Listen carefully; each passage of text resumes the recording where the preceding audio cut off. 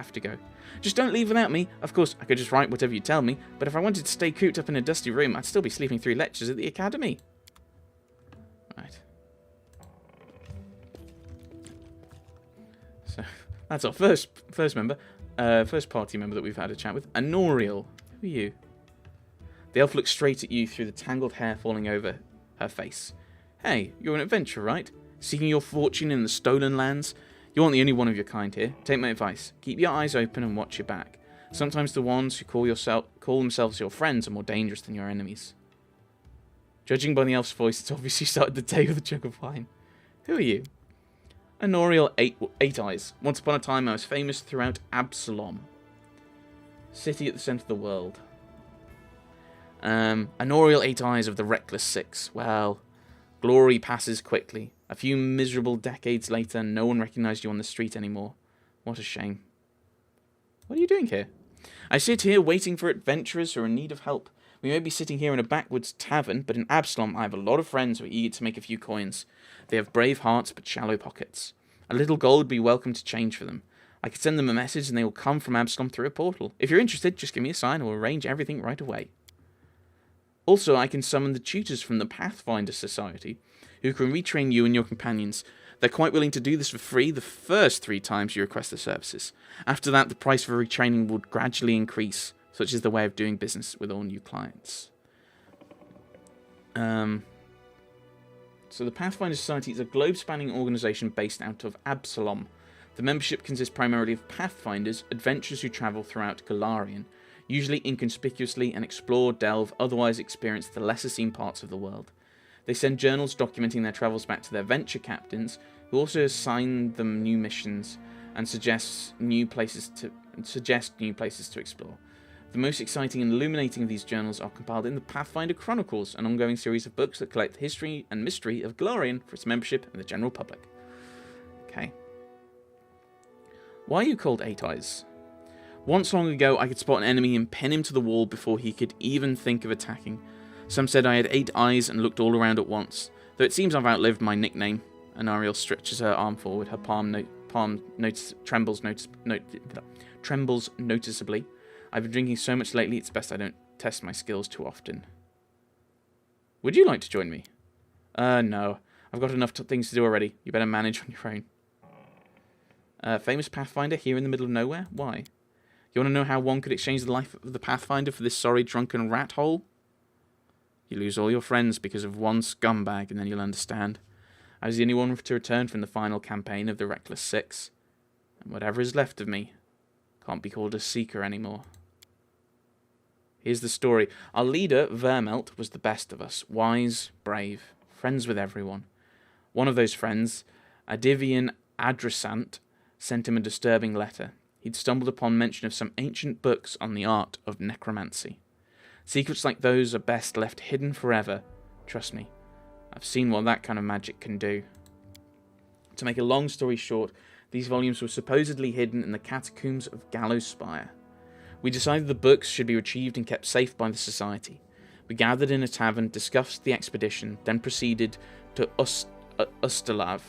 It was a normal mission, a quick and quiet recovery.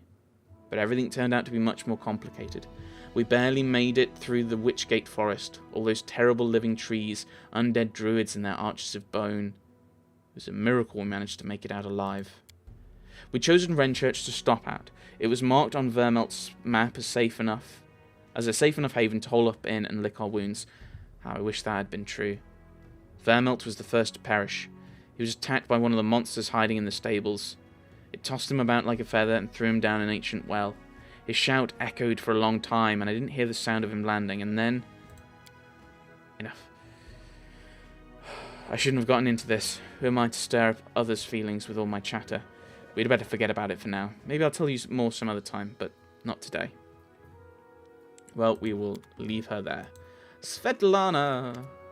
Good day. I hope you're feeling alright after that battle. I can't thank you enough for what you've done. I definitely don't want to waste your time, but if you have a moment, I have a request. What did you want to ask? What did you want to ask me for? This is a very personal request and maybe not important enough for your time.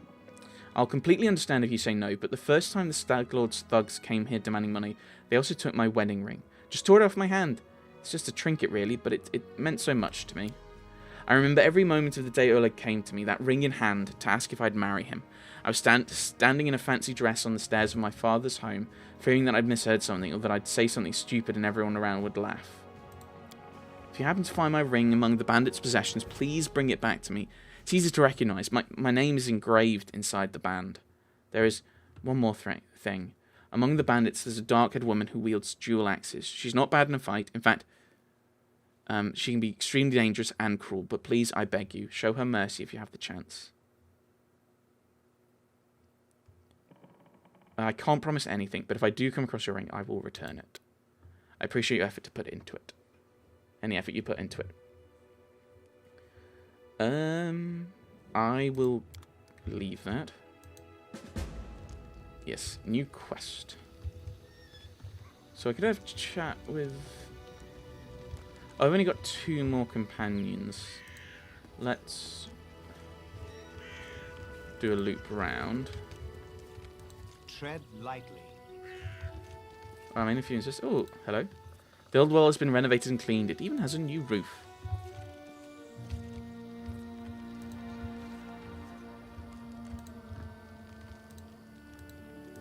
Let us be careful. Yes, let's be careful. Let's have a look. Oh, I can't see any further.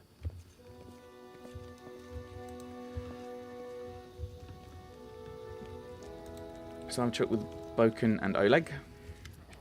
Boken puts his hands on his hips. Old Boken still knows a few tricks to impress these blood-sucking dummies. Enough hiding in the bushes, I say. Can I help you in any way? Well, since you're asking, there's a cave nearby. I used to pick berries there, but the place has been overrun by spiders. The berries are red, look a lot like raspberries. Fangberries, I call them. I'd be real grateful if you gathered a basket of them and brought them back. Just be quick, if you do. They spoil quickly. Those spiders in the caves are mean. Here, let me give you some alchemical fire. Crafted it myself. Burn those spiders to a crisp. That'll teach them for taking over my fangberry cave. I also need a bucket of moon radishes. They're a rare and mysterious plant. I don't know where to find them, but I know that kobolds gather them and value them highly.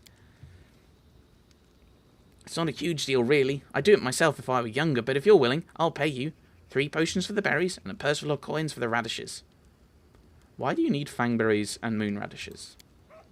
You want to know her? Well, I'll gladly tell you after you bring me some. Alright, I'll try to help. Just watch out, alright? Don't end up someone's lunch. I should go. Oleg! Greetings! You certainly ruffled those villains' feathers. Well, anyway, new day, new troubles. Have you seen the fog? Never seen anything like it before. The road to Restov looks like someone spilled milk and it just hung in the air. I couldn't see anything through that soup, not even with a torch. Feels like witchcraft to me. I'd bet the Stag Lord's involved somehow. Rumours say he deals with all kinds of bad magic. Tell me about yourself. Why open a trading post in such a dangerous place? I just dislike the noise, Oleg answers reluctantly. I'm from Restov. Cities are complicated. Lots of people and each with their place on the shelf. Bow before this one, fear the other. Don't do business with the third, but be sure to be extra nice to the fourth, and villagers a little better. Everyone likes to stick their noses in each other's business. I just wanted a place where I could be my own master, and so I ended up here. I need to take care of the Stag Lord. Do you know of anything that could help me find him? That's quite a task you've set yourself on. The Stag Lord has a fortress somewhere in the area, but only a chosen few from the most trusted of his rabble are ever invited. The location of the fortress is a heavily guarded secret, and with this fog hanging around, I imagine it'd be even harder to find. I suppose you could try to follow the trail of those bandits who attacked the post before. They came from the southwest, from the side of the Thorn River. The fortress might be there, or at least some large camp of theirs where you can find information. We already know this from the nymph upstairs. What else can you tell me about the Stag Lord? Not much. Not like I've sat down and shared a cup of wine with him, you know. But I think he arrived in the Stolen Lands less than a year ago, from what I've heard. But soon as he got here, he took over everything. I wrote to Restov, tried to warn them that Stag Lord wasn't some typical gang leader, but they didn't listen. The rumours about him are horrible. He'll kill a person if they so much as disagree with him. He never reveals his face. Those who've seen him up close report the same thing. Ugly scars cover every inch of his skin not covered by his clothes. The Stag Lord's past is a mystery. He just arrived one day. He was immediately a power to be reckoned with. I guess the most surprising thing about him is that he has as many followers who admire him as he has minions who obey him out of fear. He's got some inner strength in him, or maybe an inner madness. There are many who seem to follow him because of that madness, like it was some kind of virtue. Well, let's go shopping. I don't... You're a bit late there, game, but alright.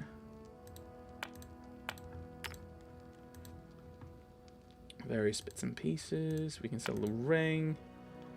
Definitely do not need this much leather. Or this much studded leather. I'll keep one of each, again.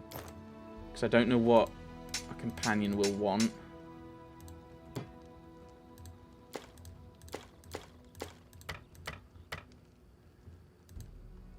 Yes, that's fine. That puts me to 1,200. 1,200. So yeah, I could buy a heavy shield +1, or do I wait to get some full plate for Valerie?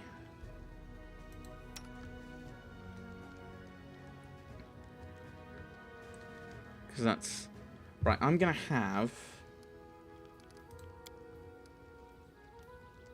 And I'll say I'm gonna have 1,300. But I think it'd be good if I can make a really good tank. Then basically we're gonna survive a little bit longer. I mean, do I have anything else I can sell to? I mean, how much? Right. So how much do I need? That would put me to 17. So I need 183. Can I get that from anything? I could sell him the book back.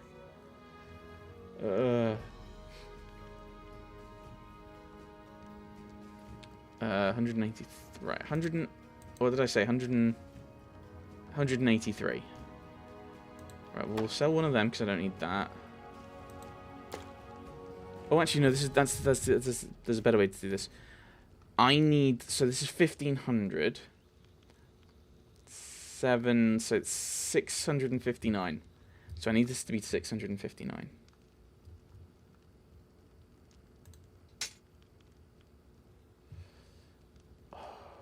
Do I sell these? Because they will give me what I need. I think if I sell the scythe...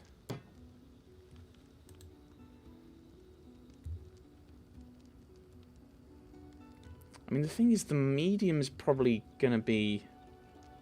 Wow. It's only 3. Actually, I'll sell those 2. I'm going to sell the heavy.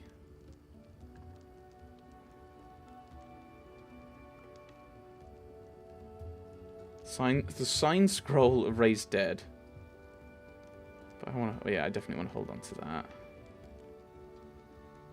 Cure moderate wounds. I'd like to hold on to.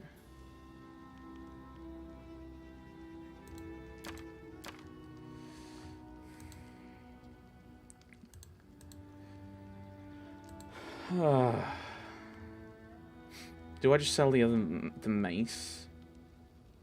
I mean, I want to hold on to the ever-burning torch in case I need to use it for, like, a light or something.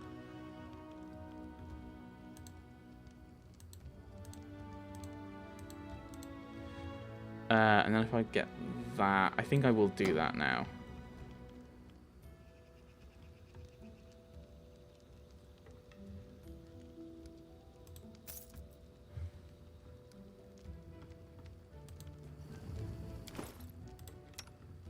Give her the full plate. So that's another banded armor.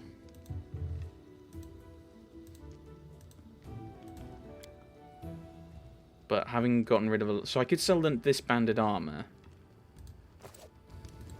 again. That'll kind of clear things up a little bit. That puts me to 132.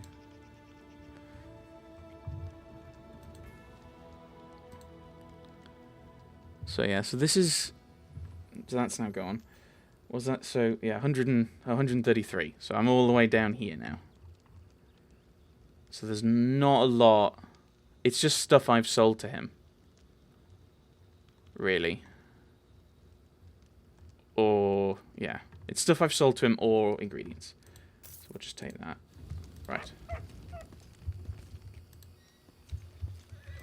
The path is clear.